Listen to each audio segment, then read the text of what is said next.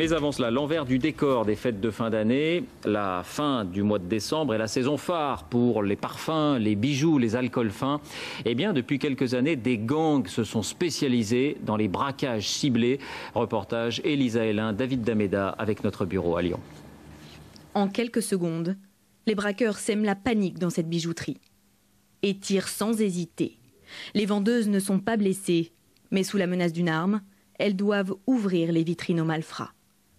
Ils repartiront avec 100 000 € de bijoux. Cette scène s'est produite il y a 10 jours à Orléans, dans l'une des boutiques de Jean-Pierre Fréty. Ce bijoutier en possède une soixantaine en France. Pour lui, les braquages sont malheureusement devenus une routine. Le dernier, c'était il y a 2 jours. Aujourd'hui, il est révolté. Les vendeuses, c'est pas des mercenaires, elles n'ont pas envie de faire la guerre. Moi, j'ai pas envie de faire la guerre non plus.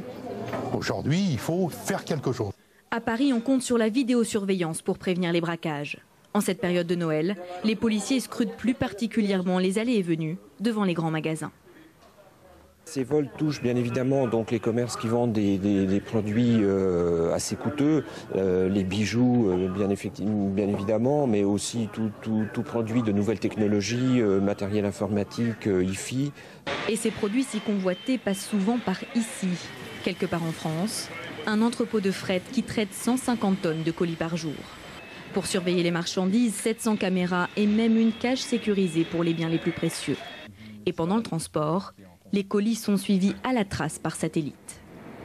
Nous injectons pour les transports extrêmement sensibles ce type de balises dans les colis. C'est des balises qui sont en veille et qui ne sont activées que si nous rencontrons un réel problème.